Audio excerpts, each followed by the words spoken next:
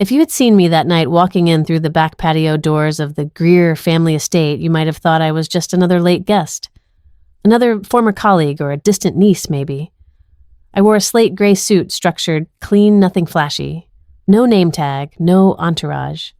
I didn't wave, didn't smile. I just moved through the crowd like I belonged there, even though I knew I didn't.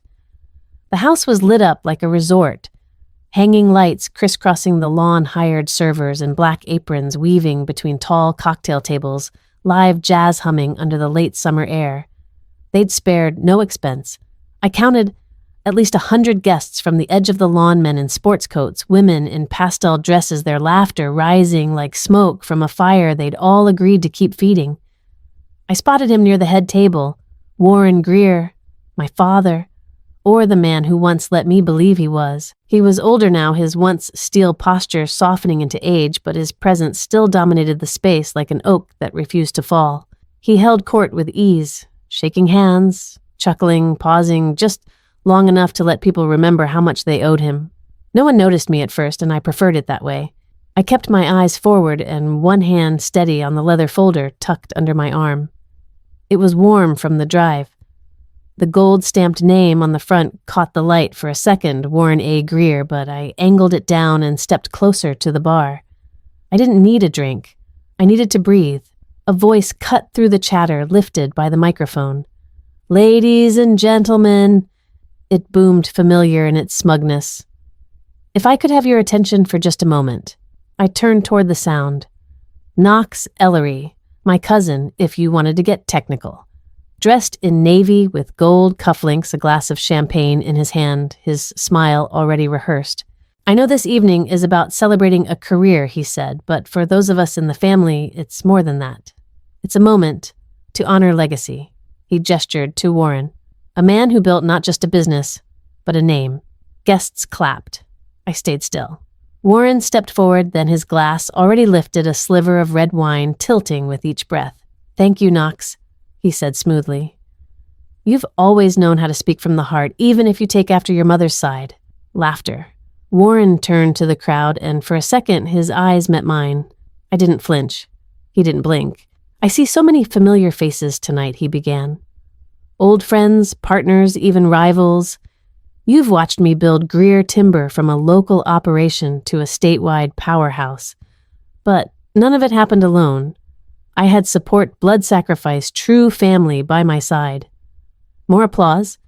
I felt my hand tighten around the folder. And as I step into retirement, he continued, "I want to make something clear about the future of this legacy." A beat. His voice grew sharper. "Everything I've built, every parcel, every title, every inch of land tied to my name will remain in the hands of those who carry it with honor." His gaze swept the crowd. "And as for my daughter Selena," he smiled, the kind of smile people mistake for grace. "You were never really mine," he said, "so I took your name off the deed." Laughter broke like a wave. Light, confused at first, then bolder. Champagne glasses clinked. Knox leaned over and muttered something to a nearby guest, and the ripple turned to snickers. Someone near the back said, "Jesus," and then went quiet. I didn't move. I didn't speak. I simply walked forward, steady across the stone path, through the applause toward the head table. Warren watched me, frozen in place now. I could see the flicker in his eyes, not fear, not yet, but surprise. Maybe even disbelief. Maybe he thought I'd laugh it off too. Smile for the guests, take the punchline like a good sport. I reached the table. No one stopped me. I set the folder down directly in front of him. He looked down at it, then back at me. "What's this?" he asked, the charm in his voice already thinning. I didn't answer. I stepped back, my eyes still on his, then turned and walked away. I didn't wait for questions. I didn't need to explain. That would come later, after the envelope was opened, after the seal was broken, and the truth, paper thin and worth millions, stared him in the face. Behind me, I heard silence settle over the crowd, a string of confused murmurs. The jazz band had stopped. Even Knox had shut up. I didn't look back. The night air was crisp as I stepped past the white-trimmed archway and down the gravel path toward the drive. I let my heels fall hard on the stones, not because I wanted to be heard, because I wanted to feel it. Every step was closure. Every echo behind me was proof. He had erased me from his legacy, but what I left behind he'd never forget, and he'd never undo, not even if he tried. And that was just the beginning. I used to believe being adopted made me special. That's what my mother always told me. You didn't grow in my belly, she'd say at bedtime, brushing my hair with a soft boar bristle brush, but you grew in my heart. She'd say it the same way, every time gently, like a script she never wanted to forget. And I clung to it like it was armor. At school, when kids asked why I had my mother's smile but not her eyes, I'd just shrug and say I was chosen. That word felt shiny when I was little, like a medal. We lived in a house where everything had its place. Shoes lined up by the door, salad forks on the correct side of the plate. You didn't speak during the 6 o'clock news, and you never interrupted Warren during business calls. Even then, I never called him Dad. He never told me not to, but he never invited it either. He was Warren in our house, a figure of pressed collars, pocket squares, and controlled breath. I wanted to impress him. I just didn't know how. Maris, my mother, was quieter, always composed, always pleasant. She had this way of smoothing a tablecloth with the side of her hand, as if trying to press invisible wrinkles out of the world. She kept a garden of white camellias that I wasn't allowed to touch, and a box of unsent letters in her dresser that I found once and never mentioned again. When I was 8, she told me about Anita Vale, the woman who'd given birth to me. She was my best friend, Maris said softly, her eyes on the window instead of me. She loved you very much. And when she passed, I did what she asked me to do. That was all. No photos, no keepsakes, just the story neatly folded.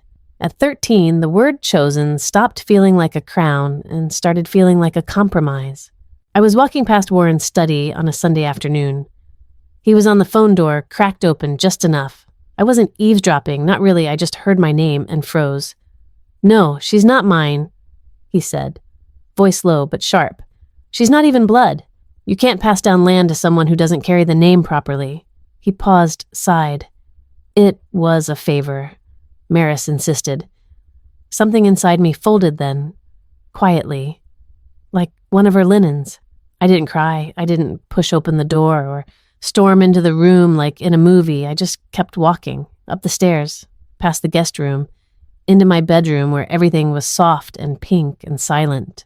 I sat at my desk and stared at my school planner like it would tell me what to do next. Later that evening, I spilled juice at dinner. Not a lot, just enough to hit the edge of Warren's newspaper. He snapped it up, hissing through his teeth. "This is why we don't let children handle glass," he muttered, then added under his breath. "This one wasn't raised right." I looked at Maris. She didn't look back. Just reached for a napkin and blotted the table. "Accidents happen," she said, to no one in particular. That night, I didn't ask her about it. I didn't ask who Anita really was or why Warren sounded like he regretted me. I just lay in bed staring at the ceiling fan as it turned slowly above me. I counted the rotations until I fell asleep. 46, then 72. Then I lost count. After that day, I stopped leaving notes for Warren in his briefcase. I stopped waiting for him to come home before sharing good news. I learned to make my own pancakes on Sundays and grade my own math quizzes with a red pen. I started doing extra chores without asking, and when he didn't say thank you, I told myself that meant I'd done it right. At school, I still told people I was adopted, but I stopped saying chosen. I said taken in. It sounded more accurate. There's a kind of grief that doesn't howl, it just hums in the background like the sound of an old refrigerator. You forget it's there until it cuts off and suddenly the room feels too quiet. That's what growing up felt like for me. Not a dramatic rejection, but a slow erasure. A gentle, consistent reminder that I wasn't quite the right fit. But I didn't rebel. I didn't scream or slam doors. I studied harder. I got straight A's. I won spelling bees and art contests and learned how to type 90 words per minute. I became efficient, precise, necessary, but not loud.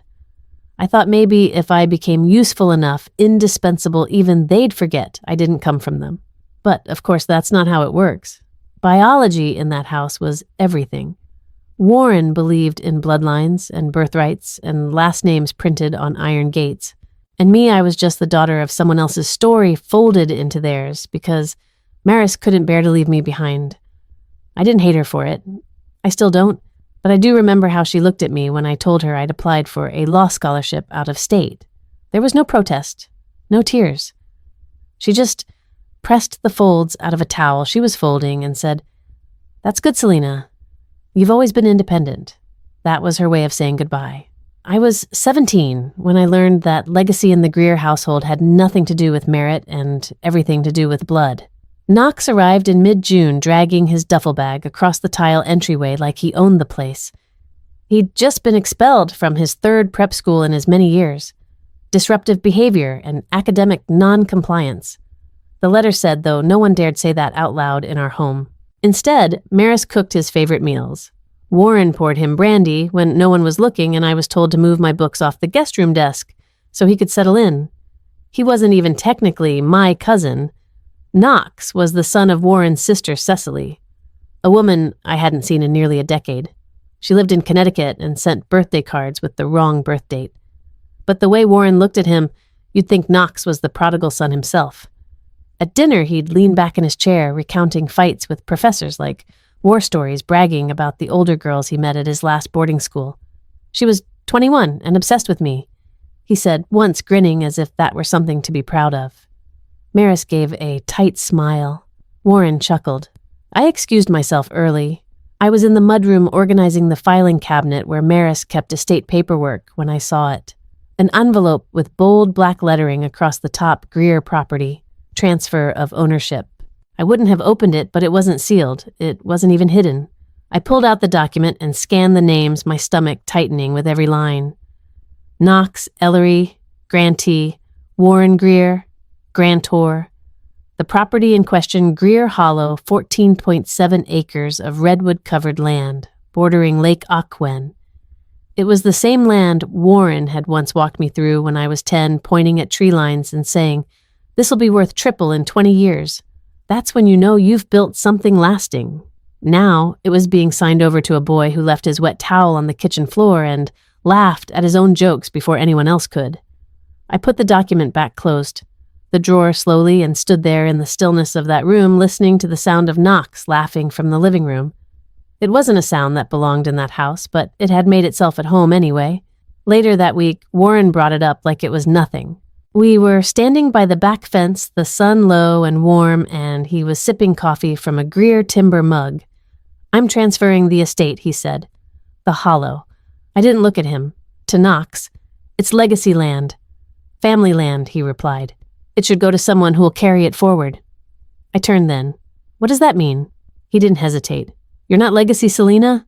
"He is." That was the moment I realized he'd been waiting to say it, maybe even rehearsing it. There was no cruelty in his voice, just certainty, the kind men like him wore like cologne. I opened my mouth to respond, but nothing came. No clever retort, no righteous anger. Just the quiet confirmation that I didn't have a place here. Not really. So I nodded. Once. "Okay." He looked surprised. Maybe he expected a scene, but I gave him nothing, because I had nothing left to give. That night, I emptied the jar I kept in the back of my closet, the one I'd been filling with tips from tutoring change, from coffee runs, and folded bills saved from babysitting during summers. I counted every dollar twice. It wasn't much, but it was a start. I started applying for scholarships outside Oregon. I told my guidance counselor I was considering environmental law.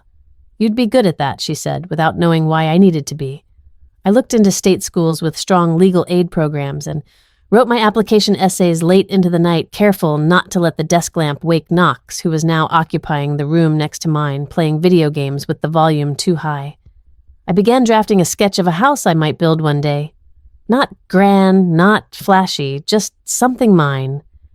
It had a long porch and tall windows and a kitchen that faced east so it could catch the morning light. I hid the drawing behind my algebra textbook. Knox didn't notice. Warren didn't ask. Maris pressed an envelope of cash into his hand one afternoon and whispered, "Try not to waste this one." I wasn't sure if she meant the money or the chance. What I knew then, what I held on to, even after they cut me out of everything, was this: I wouldn't ask for space, I'd make it. Quietly, deliberately. and I'd fill it with something they could never erase. Because I wasn't legacy, but I would build something that was. The morning I turned 18, no one said happy birthday. Not out loud anyway. Maris left a slice of dry toast on the table beside a folded napkin. Warren rustled his newspaper like usual, the corner occasionally lifting enough for me to catch a glimpse of his glasses and coffee cup. Knox wasn't even there off at a summer camp for emerging leaders, though all he'd led so far was a trail of bad decisions and second chances. I ate in silence, the toast scraping against the roof of my mouth. There was no card, no candle, no speech, just the hum of the refrigerator and the clink of Warren's spoon against his mug. I didn't expect more. Not anymore. My 2 duffel bags sat by the front door packed with everything I owned. Clothes, textbooks, a small potted fern from my high school biology teacher, and tucked between the pages of a legal studies prep book, a folded sketch, my dream house. I'd redrawn it a dozen times over the years, each time more detailed. Wooden beams, solar panels, windows tall enough to hold morning light, a porch long enough to breathe on. It wasn't a mansion. It was just mine. I stood there for a minute, waiting for someone to say something. Anything. Warren turned a page. Maris rinsed a glass and set it upside down in the drying rack. I picked up my bags and opened the door. Maris followed me out to the porch. Not all the way, just to the step. "You'll do fine," she said. Her voice was soft but distant. "You've always been independent." I nodded. "Thanks." She reached for something in her pocket and handed me a white envelope. Inside was $60 in 20s, slightly crumpled. "For groceries, until your scholarship kicks in." I said thank you, even though the scholarship had already kicked in and the groceries would come from the campus meal plan. She hugged me, not tightly, just enough for formality. Her hands smelled faintly of lavender dish soap. When the bus pulled up to the stop at the corner, she didn't walk me there. She just watched from the porch, arms folded, as I climbed aboard and handed the driver my ticket. It was a long ride from the hills of Greer Hollow to the city. 8 hours of winding roads and muted landscape. I didn't play music. I didn't look out the window much. I spent most of the ride rereading my acceptance letter from Portland State and tracing the lines of the house sketch tucked in my lap. That night, I arrived in a city that didn't know me. The student housing office gave me a room in a converted walk-up near the law building. It was small, a little cold, and smelled faintly of old carpet and ramen, but it was mine. I taped the dream house sketch above my desk. One corner curled from the humidity, so I pinned it down with a rock I'd brought from the backyard at home when I dug up when I was 12, and held onto without knowing why. The first few months were brutal. I worked nights at a used bookstore, sorting titles and reshelving until 1 a.m., and I picked up weekend shifts at a copy center near campus. I lived off canned soup and coffee. My textbooks were always secondhand. My laptop had a cracked corner, and I shared a kitchen with 3 girls who barely remembered each other's names. Still, I showed up to every class. I sat in the front row. I took notes like they were the blueprint of a better life. In one of my first lectures, the professor, a sharp-eyed woman named Dr. Eileen Markham, talked about land easements and corporate abuse of rural property laws. She clicked through slides of farmland taken by eminent domain and timber companies bulldozing heir property. "This is theft," she said plainly. "But it's legal because the people who lost everything couldn't afford to fight back." That night, I walked back to my apartment under a drizzle that turned the sidewalks slick and glassy. I stayed up past 2 a.m. reading court cases with a flashlight balanced on my knee. I highlighted every phrase that reminded me of home. Because if I couldn't inherit their land, I'd learn how to protect others from men like him. That was the first time I realized I didn't need to be in their will to leave something behind. I didn't need a name on a plaque or a deed. I needed knowledge. I needed leverage. I needed a different kind of inheritance, one I could build from nothing. And that was exactly what I planned to do. Quietly, relentlessly, and with nothing in my way. The idea for Foundland came to me sometime during my second year of law school, scribbled in the margin of a land use casebook, while my professor droned on about zoning overlays. It wasn't a plan yet, just a thought, a seed, but it stuck. A name, a mission, and one clear sentence underneath protect what they can't afford to lose. I brought it up to my study partner, Jonah Villar one night after we'd closed out the law library and were walking to the train station, both of us running on caffeine and stress. He'd grown up in rural Arizona, his grandparents' ranch swallowed by a mining expansion when he was 10. He listened quiet at first, then said, "You're serious about this? Serious enough to build it from scratch?" We filed the nonprofit paperwork over winter break. Joni handled the bylaws. I drafted the mission language. We borrowed a corner of a church basement on 43rd and built our first intake form using a template I found online. At first, it was just the two of us plus a printer that jammed when it got nervous. But the people came anyway. Farmers, grandmothers, veterans, survivors. They brought manila folders full of deeds letters from banks threatening notices from energy companies and developers and townships that thought they wouldn't push back. And they told us in soft voices and with calloused hands what it felt like to lose land your family had worked for generations. The first real test came in the form of a 93-year-old property in northeastern Oregon, owned by the Jennings family, a black farming family whose roots stretched back 3 generations. Their great-grandfather had purchased the land during the Great Migration, a rare success story in a system built to shut men like him out. But now, a regional development corporation had shown up with paperwork claiming a lapsed boundary survey and a loophole in water rights law. The Jennings weren't asking for handouts. They were asking for time, a hearing, a shot. We took the case pro bono. Jonah handled the environmental code arguments. I dove headfirst into county archives, deed books, hand-drawn plats from the 1920s, anything that smelled like truth. I slept on the office floor for 2 weeks. By the time we stood in front of the circuit court judge, I could recite the family's land history better than I could my own. We won. Barely. The judge ruled in favor of the Jennings on the grounds of equitable estoppel and historic usage precedent. The developer appealed. We won again. When we walked out of the courthouse, Ms. Jennings, now in her 70s, hugged me so tightly I couldn't breathe. "You gave my family back its name," she said. I couldn't speak, just nodded arms around her shoulders, holding the weight of what her voice carried. A small local paper picked up the story. Then, a regional one. Then a news blog that focused on rural legal wins. I got an email from a podcast. Then a call from a legal justice newsletter asking to feature me as a rising face in equitable land defense. They asked for a photo. I sent one of my hands holding a deed, not my face. When the article came out, the quote beneath it read, "Land isn't just a resource. It's memory. It's blood and birth and burial. We're not just protecting acres. We're protecting meaning." They spelled my name right. Just Selena. No Greer. I never gave them my full last name, never let it land in press kits or website bios or guest introductions at conferences. People assumed I was private, careful, maybe even a little mysterious, but it wasn't that, not really. It was that I didn't want my father's name attached to something he would never understand.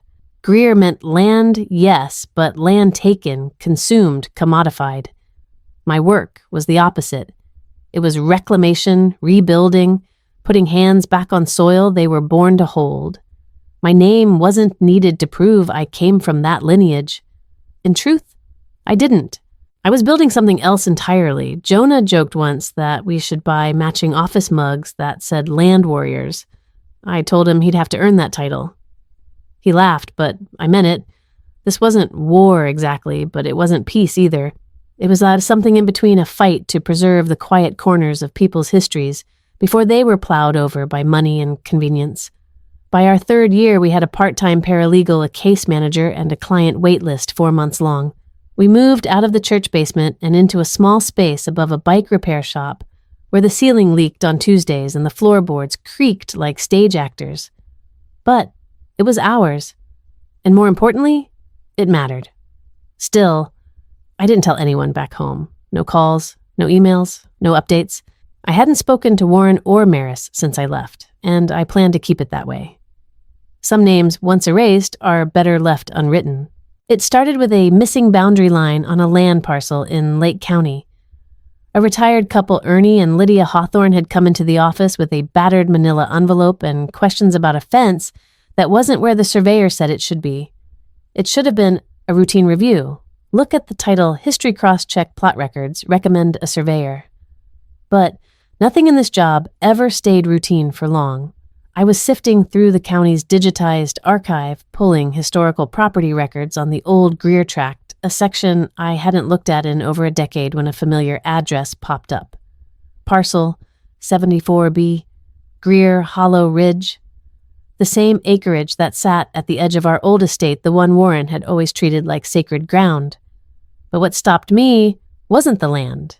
It was the name attached to it. Vale Anita. My hand froze on the mouse. The name sat at the top of the original deed of transfer dated April 1988. Not as a cosigner, not as a witness, as a co-owner, as, with one line beneath it, successor interest to pass to minor child Selena Vale. I leaned back the office chair, creaking beneath me, heart pushing hard against my ribs. Vale. I'd heard that name exactly once before when I was 8 years old, sitting at the kitchen table while Maris stirred tea she never drank. Anita was my closest friend, she said, not looking at me. You were born to her, but she couldn't stay, so I raised you. The way she wanted. I remembered the weight in her voice. I just didn't realize how much of it was carrying a secret. I printed the page. Then I searched again, this time in probate records. Death certificate, Anita Vale, age 27, died in a vehicle collision, February 5th, 1993. I would have been just over a year old. Next came the guardianship filing petition to transfer a minor into the legal custody of Maris Greer, filed February 12th, 1993. Approved quietly, without objection. And then another record dated years later, one I hadn't expected. Amended property title, Parcel 74B, filed July 2009. Filed by Warren A. Greer. Removed. Successor interest to Selena Vale. New designation, sole ownership, W. A. Greer. The math landed hard. That filing happened right after I turned 18. The same summer, I left home with 2 duffel bags and a folded dream. I stared at the screen so long my eyes burned. Then I printed the new deed too. The font was cold, impersonal. Legal, yes, but not lawful. Warren had erased me, on paper and secret. He hadn't just rejected me emotionally, he'd done it officially, strategically, and illegally. Because the original deed from 1988 had been filed with an heir clause. That clause wasn't something you could simply overwrite without consent, and I'd never been asked. I took the documents home, spreading them across the desk, like puzzle pieces I hadn't known I was missing. The edges didn't just match, they cut. I thought about the way Warren used to talk about the land, how he'd pace the back porch and say things like, soil is permanence. That's why we stake our names to it. And all this time, he'd done just that literally. With his name, at the cost of mine. I thought about Maris, too. The way she folded dish towels into perfect rectangles. The way she used the word duty when she spoke about motherhood, but never love. Maybe she hadn't known what Warren had filed. Maybe she had. I didn't know which version hurt more. I flipped the deed over. On the back, a faint watermark from the county seal. Almost invisible, unless you held it to the light. Just like Anita. Just like me. That night, I pulled out a manila folder I hadn't touched in years, the one that held all my early sketches receipts from our first Foundland case and the contract we'd signed with the Pro Bono Network. I slid the printouts inside and labeled the tab in black pen, Vale. It wasn't revenge I felt. It wasn't even shock. It was confirmation. I'd always suspected I was temporary, optional, a name they tolerated out of duty. Now I had proof, and with it, I had a decision. I could file a civil suit, a challenge to the amended deed. I could take it all to court. I had the standing, the documentation, even the precedent. But I also had something better. Time, power, and land of my own. That was the night I began looking for a different parcel, one that bordered Warren's. One still untouched. One I could claim not with permission, but with precision. Not because I needed it. Because he had stolen what was never his to keep, and I intended to give it back just not the way he expected. There's something eerie about going back to the maps of a place you once called home, not to remember it, but to outmaneuver it. I found the listing on a Friday evening buried in a regional land exchange bulletin that only lawyers, loggers, and legacy farmers still subscribed to. The parcel was unlisted, publicly tucked between protected forest boundaries and a ridgeline that bordered Lake Aquin, almost exactly adjacent to the Greer estate, so close you could stand on the slope and see the chimney of the old family house through the treetops. Lake Hollow Ridge, parcel 75C, 21 acres of undeveloped woodland, private access road, clean title, no liens, no easements, no ugly history. It was a rare thing in that county, a piece of land with no ghosts. Asking price $3.4 million. I didn't blink. Found land had done well. Better than I expected. We'd secured grant partnerships, won municipal contracts, and been featured in 2 national outlets. I hadn't taken a salary the first 2 years, and I still lived in the same rent-controlled apartment above the bike shop. But the nonprofit was solid, and the board had approved a founder's dividend for me after year 5. I used none of it. Until now. I called the listing broker that same night. He answered with the voice of a man who hadn't spoken to a serious buyer in weeks. His name was Harlan Doss, a 4th-generation land appraiser with sun-damaged skin and a respectful drawl.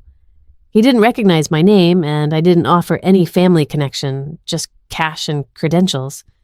I'd like to purchase the parcel in full, I said, contingent on immediate title transfer, clean, no contingencies, and one special instruction, which is, I want the deed filed under Warren A. Greer. There was a pause, a long one. You're not the first Greer to call about this land, you know, he said. I'm not calling as a Greer. He cleared his throat. Got it.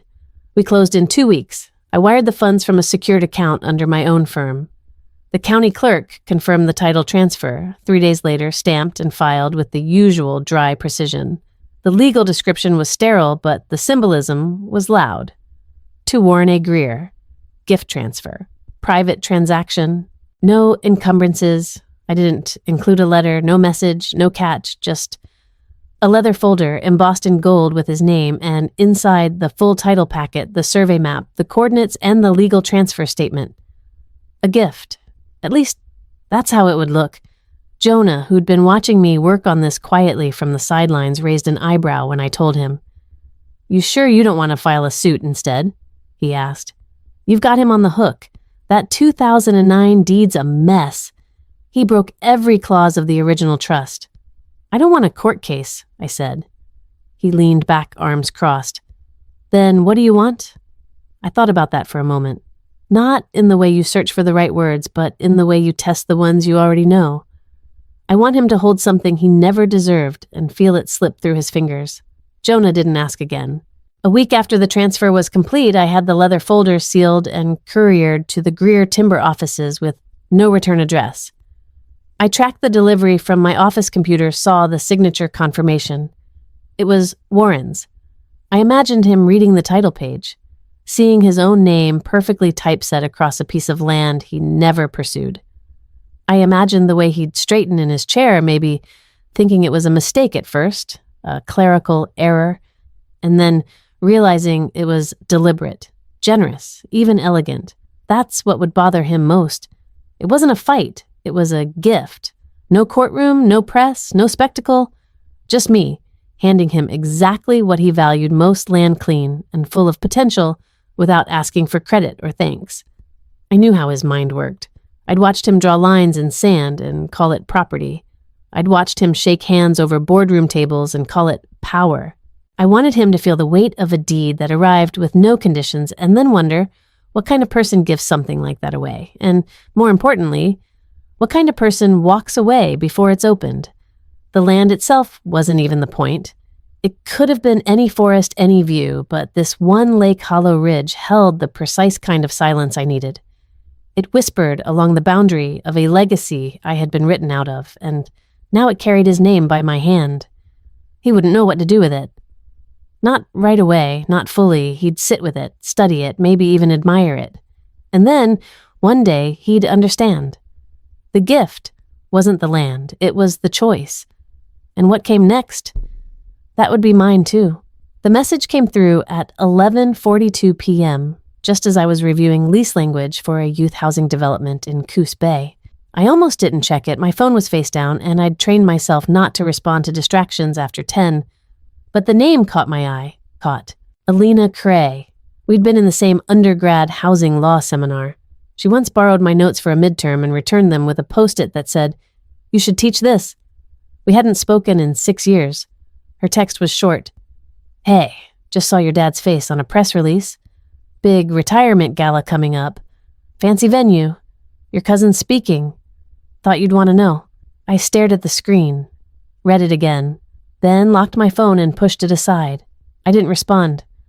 Not that night. Not the next day, either. I told myself it didn't matter, that it was expected. That, of course, I wouldn't be invited.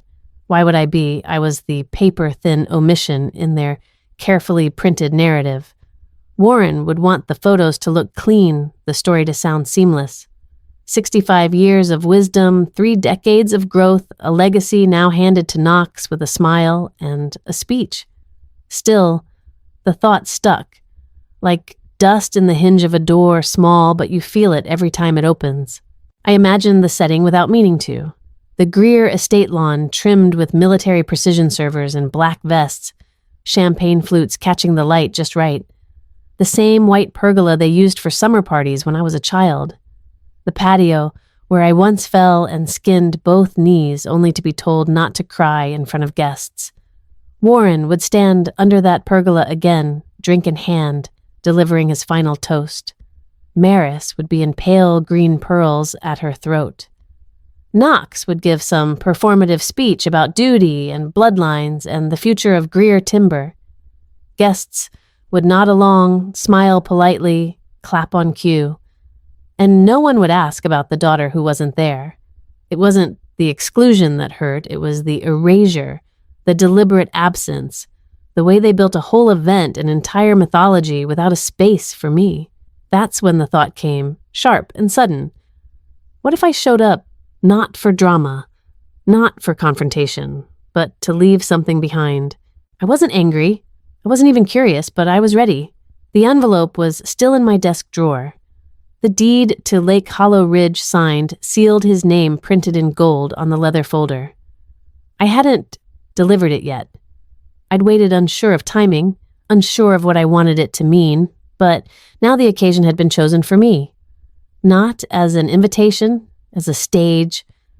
I didn't need a seat at their table. I didn't need a toast or a name on the program. I didn't even need them to look me in the eye. I just needed to walk in unannounced, carrying the one thing Warren valued above all else, and then set it down in front of everyone as calmly as a glass of water. It wouldn't be loud, it wouldn't be cruel, but it would be seen, and that finally would be enough. I opened my calendar and blocked the date. I didn't add a title, just a single-word delivery. There was a string quartet playing something expensive and forgettable. Waiters moved through the garden with trays of lamb crostini and sparkling water in fluted glasses. Fairy lights lined the hedges like a runway. Even the air felt curated sharp with rosemary and late summer smoke from a cedar-scented fire pit near the veranda. The Greers never did settle, especially not Warren. I lingered near the edge of the crowd first, behind a trimmed boxwood arch, scanning for a moment that felt right. The guests were mostly men in tailored blazers and women in satin neutrals, their hair pinned with practiced elegance. Old business partners, timber lobbyists, state senators, probably a few judges, the same people who'd once patted my head and called me the quiet one. The girl who was always underfoot but never quite in the family portrait. Tonight, no one recognized me until Knox stepped up to the podium. "Good evening." He began flashing the kind of smile that made donors open checkbooks and secretaries open calendars. "Tonight we celebrate legacy. Celebrate. A name, a company, and a man who made both into a symbol of grit, tradition, and yes, blood." A few guests chuckled. The word hung in the air, blood. I took one step forward. Knox was dressed in navy with a lapel pin I didn't recognize. He'd bulked up since prep school. Still had that wide-shouldered posture that masked how little he'd earned. His voice rose as he continued. Greer timber is more than trees and acreage, it's about roots. And those roots don't just grow in dirt, they grow in family. I took another step, this time onto the flagstone. People noticed. The murmur began in the back, a few heads turning eyebrows, lifting a cocktail held mid-air. One woman whispered into her husband's shoulder. A man by the bar tilted his phone as if trying to place me with facial recognition. Then I passed the string quartet. The violinist glanced up mid-measure. Knox paused and smiled in that oily, rehearsed way. Well, look who decided to make an appearance, his voice carried. Too loud. The kind that didn't need a mic. She's just here for drama, he added with a chuckle that invited others to join. Some did. I didn't look at him. I didn't need to. I moved toward the desk set up beside the stage, a broad mahogany piece holding a framed Greer timber logo, a guest book, and a bouquet of long-stemmed lilies in a glass vase. Warren was already standing near it. He'd been watching me from the moment I crossed the patio. He wore charcoal gray, a gold pocket square, and that smug, condescending calm I remembered from every childhood Thanksgiving. He smiled, almost kindly, then raised his glass. I suppose it's only fitting, he said, that we address the family footnotes as we close the chapter. The crowd chuckled again, unevenly this time. Warren's voice was steady, smooth, measured like a sermon. For those who may not know, Selena was brought into our household many years ago. A goodwill adoption made in the shadow of tragedy. We loved her as best we could. But blood. Well, blood reveals what love tries to hide. He took a sip. The glass trembled slightly, but not enough for most to notice. He set it down, which is why he continued when it came time to finalize the estate's future. I made a correction. Nothing more, nothing less. The room was utterly still. She's not mine, he said, so I took her name off the deed. Just a mistake. Corrected. Laughter. This time sharper, shorter. A few gasps muffled behind manicured hands. I reached the desk. My heels didn't echo. The music had stopped completely. Even the air seemed to hesitate. I pulled the sealed envelope from my bag. Black leather, gold, embossing. His name centered formal and perfect. I placed it gently on the desk beside his champagne flute. Then I turned. Not toward the audience, not toward him, just away. No words, no explanations. Just a walk across polished flagstone through a room lined with legacy and toward the exit where no one held the door. I didn't look back after placing the envelope, but I heard it, the shift in breath, the sound of a room leaning forward. A few guests exchanged glances, the kind that said, "What's she doing?"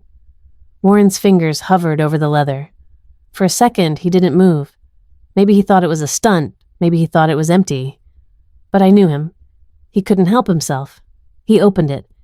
Even from where I stood, half-turned, still poised between confrontation and exit, I could hear the flap tier, crisp and exact. He pulled out the documents.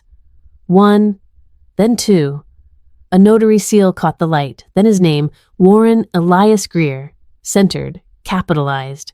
Beneath it, bold and unmistakable transfer of property, Lake Hollow Ridge, to Warren Greer, estimated market value $3.4 million. Gasps. They weren't polite ones either. Not the kind you hear when someone spills wine or mentions a minor scandal. These were sharper. Confused, intrigued, alarmed. Warren's mouth opened slightly. He blinked. Once, then twice, and then I stepped forward, not rushed, not dramatic. Just enough to be heard. "It was yours," I said, my voice calm even. "Legally. Signed, sealed, titled in your name. No tricks." I paused. Let the silence settle. Let it stretch across the terrace and curl around every guest still frozen in place. "But you don't deserve it." A murmur rolled through the crowd like the start of a storm. I reached into my bag again, not for more papers, but for the last thing I'd brought. The copy. The clean deed. My copy. Warren stared at me like he was trying to recognize a language he hadn't spoken in decades. I held the pages between my hands, looked him in the eye, and began to tear. The sound was sharp, final. One long, deliberate rip down the center, then another across the top. The Greer name split clean in half. then again, until the deed, my last tie to that land, was nothing but a cascade of fluttering fragments falling like confetti. They landed on the desk, on the wood floor, on a slice of untouched cake. No one moved. Warren took a step forward, but he didn't speak. His hand trembled just slightly at his side. Maris had gone pale. Knox stared like he couldn't decide whether to laugh or run. I let the silence speak. Then I turned the shredded deed behind me like ashes in a breeze. I walked without hurry down the same path I'd once taken as a child, when I was told to leave adult conversations. Past the string quartet, whose bows still hadn't touched strings again. Past the servers now clutching empty trays like shields. Past the hedge line where cameras hung limp in the hands of stunned photographers. No one stopped me, because it wasn't about them anymore. It never had been. I didn't cry on the flight home. Not even when I passed through security still in the same heels, my dress hem stained faintly by spilled champagne and a sliver of strawberry from someone's plate. I didn't cry when I saw the envelope's leather twin, the duplicate I'd kept for legal reasons, resting untouched in my carry-on. And I didn't cry when I stepped into the quiet of my apartment where the windows overlooked the gentle rise of pine and fog, a view that had nothing to do with the Greer name. But when I set the kettle on and the light blinked amber and I stood alone in the stillness of my kitchen there, I felt it. Not the grief. That had gone quiet years ago. Not anger either, just the release. The exhale of holding myself too still for too long. I left the dress folded over a chair. I kicked off my shoes by the door. I let the silence speak and didn't rush to fill it. 3 mornings passed like that, quietly. I didn't hear from Warren. Not from Maris, not from Knox, not that I ever expected to. No voicemails, no statements, no public apologies. Just the low thrum of normal life resuming. I answered emails, read a draft proposal about redlining and urban zoning, scheduled a Wednesday call with the founder of a local cooperative trying to reclaim sacred forest parcels in Oregon. I filed the last of my quarterly compliance paperwork, and then my phone rang. Blocked number. I should have let it go to voicemail, but I didn't. Miss Vale. The voice was young, hesitant, male. "This is Selena," I said cautiously. "Oh, right, Selena. Sorry, I'm Brendan. I'm one of the junior associates at Greer Timber. I was at the gala." I didn't say anything. He filled the silence. I wasn't supposed to reach out, but I thought, you should know. He cleared his throat, the kind of nervous sound someone makes when they know they're about to say something uncomfortable. "Your dad stayed after everyone left. Everyone. The caterers, the musicians, the board members. Even Knox left in a rush. But Warren, he stayed. He picked up every single piece of paper you tore. Every shred." I leaned back against the kitchen counter. Even the ones that landed in the cake, Brendan added quieter now. He picked them up with his bare hands. One at a time. Wouldn't let anyone help. He didn't say a word the whole time, just gathered the pieces. I pictured it. Him in that room. The lights dimmed. That heavy oak desk littered with slivers of truth he couldn't unhear. His name, sliced into pieces by the very legacy he'd discarded. A board member, Ms. Hanover, said something before she left. She leaned over to him and said, "You just lost the only legacy that mattered." He let the sentence hang like it might do something in the air between us. And Knox, Brendan exhaled. He tried to joke, said something about that kind of drama being why families keep lawyers on retainer. But no one laughed, not even Maris. That name still caught somewhere soft in me, complicated and aching. She cried.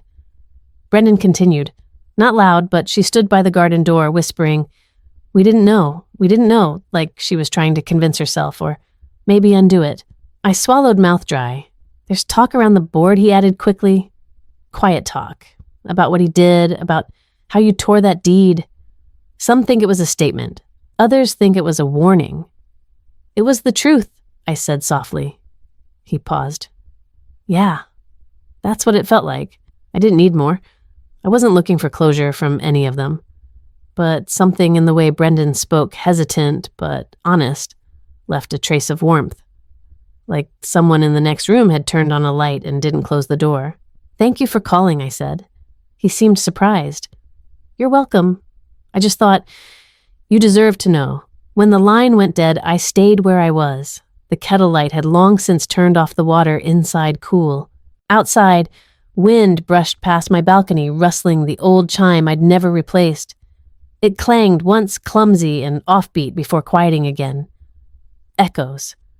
That's all some things ever are. But they still tell you where the sound began. The envelope came on a Thursday. No return address. Just my name, handwritten in a stiff, angular script I recognized instantly.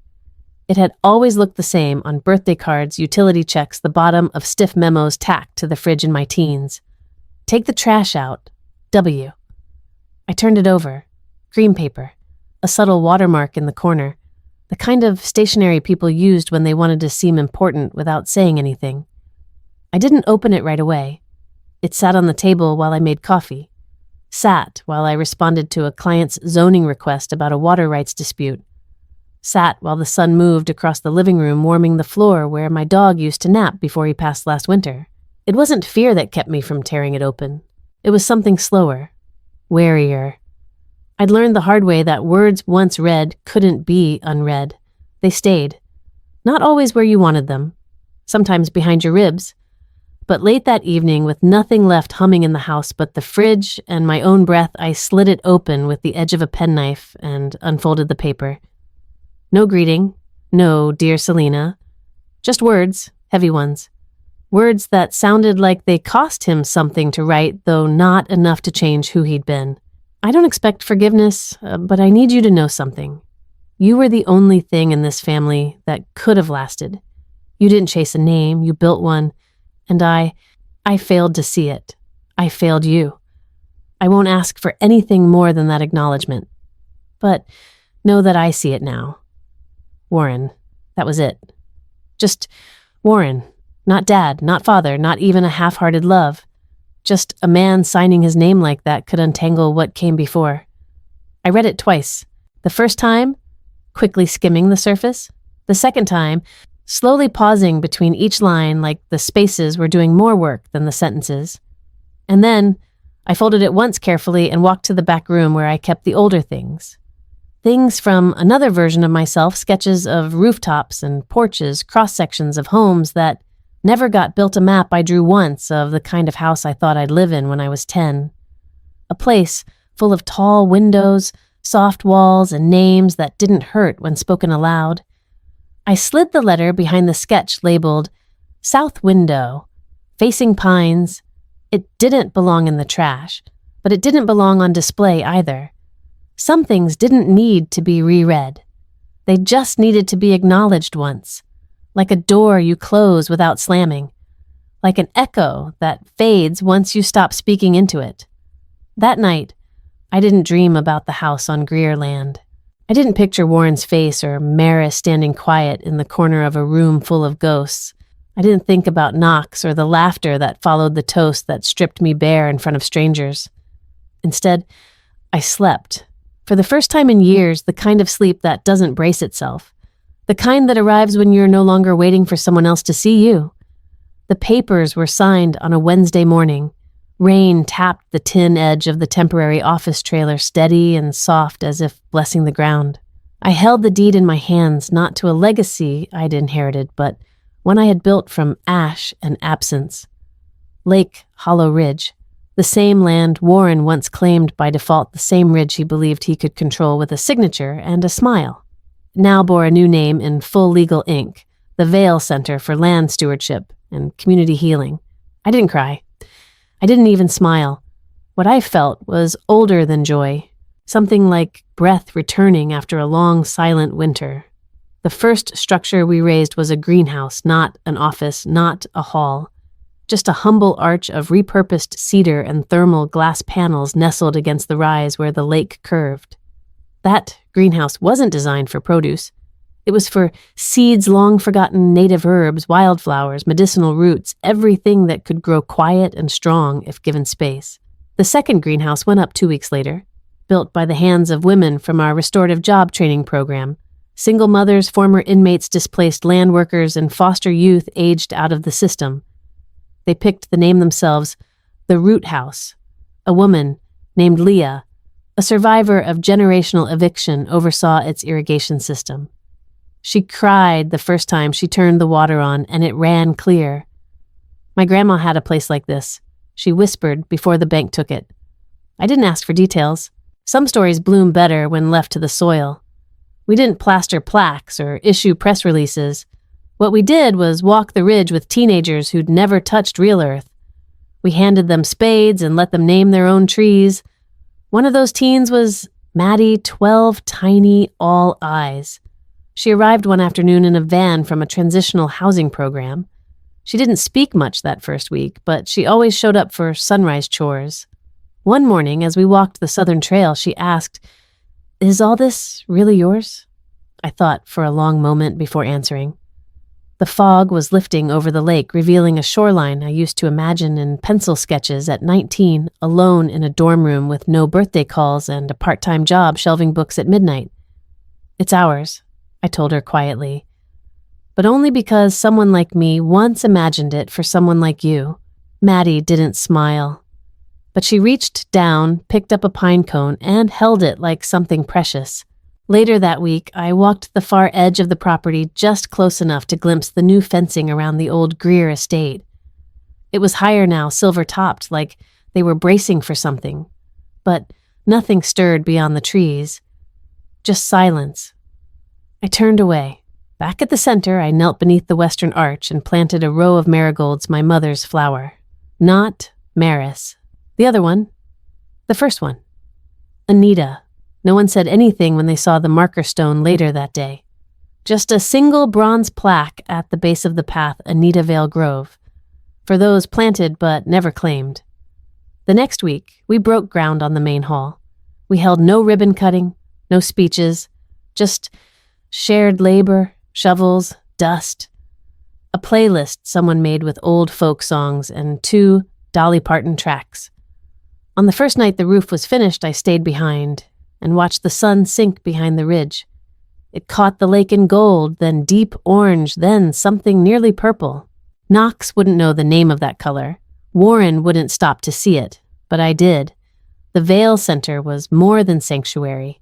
It was reclamation not of bloodlines or family names or titles, but of possibility, of future, of land that was once meant to be mine only through manipulation.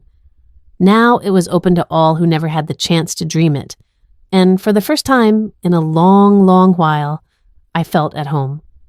The evening light stretched long over the ridge, laying gold across the stone path that wound through the Vale Center's gardens. It was the kind of quiet that made you breathe differently, like the land itself asked you to be still enough to hear it. I had walked this path almost every day for the last year, ever since we opened, but something about tonight felt fuller, settled, like the roots beneath the soil had finally accepted me as one of their own. Ayla trailed behind me, her sneakers scuffing softly against the gravel. "Do you ever miss it?" she asked. Having like an actual family, I glanced back at her. She was 15 now, taller than when she'd first arrived, but still carrying that same wariness in her shoulders, like the world might ask her to leave at any moment. She was clever, prickly, and fiercely loyal once she'd decided you'd earned it. The first time she saw the solar-powered barn lights turn on at dusk, she whispered, "It's like someone finally lit up the dark." I slowed my pace so she could walk beside me. "I don't know if I miss what I never really had," I said gently. "But I know what I've built since, and that's something I get to choose every day." She frowned, thinking, "You built all this even without a family?" She asked, quieter now, almost like it was a secret fear she was trying to disprove. I smiled, especially without a family. She nodded once, her lips pressing into a line like she was tucking the answer into a drawer for later. We reached the edge of the ridge, the same one that overlooked Lake Aquin. The sun had just begun its descent, setting the water on fire with color amber and crimson streaks rippling with the wind. Across the way, far beyond the tree line, stood the Greer estate, or what remained of it. The land had been parceled off slowly after the gala. Legal battles, tax liens, bad press. Knox didn't know how to run anything without inheriting power with it. I never went back. Didn't need to. Instead, I built the Vale Center on land they could never touch. 20 acres of woodland gardens, training cabins, and a main lodge carved with reclaimed cedar beams. We offered programs for displaced women, foster youth aging out of the system, and future environmental stewards who didn't have a single connection but carried visions deeper than blood. The girls who lived here didn't call me Miss Selena or Ma'am, just Sel. That was enough. Ela headed back down the trail as the bell rang for dinner, but I stayed at the overlook. The breeze had picked up, brushing against my coat. I tucked my hands in my pockets and watched as a pair of hawks circled high above the tree line. Free. Fierce. Unnamed. My fingers brushed the edge of something folded inside my coat pocket. I pulled it out, slowly the letter. The one Warren had sent months ago. The edges had softened with time, the ink smudged from the oils of my hands. I hadn't read it again since the day it came. I didn't need to. You were the only thing in this family that could have lasted he'd written. I failed to see it. I failed you. He hadn't signed it, Dad. Just Warren. That part had told me everything I needed to know. I didn't respond, just filed it behind the last page of my old sketchbook, the one where years ago I'd drawn the outline of my dream home shaped like a horseshoe around a garden. Funny thing was, the Vale Center ended up looking a lot like that. I walked to the cedar post at the edge of the ridge. No plaque, just a single hand-carved line etched into it, planted not claimed. It had become a quiet motto here, a way of saying, you are not less because you were not chosen. You are rooted because you decided to stay. The wind stirred the trees. Music drifted faintly from the root house, a scratchy jazz track Illa loved. Someone had started a fire in the main pit. I could see shadows of people gathering around it, passing bowls, blankets slung over shoulders. A new kind of family. Chosen, not forced. Built, not inherited. I let the breeze move through me, and then, softly just above a whisper, I said to the wind, to the trees, to the lake, and the ghosts behind me, you can erase me from paper, but I was never yours to contain. Then I turned and walked back toward the light.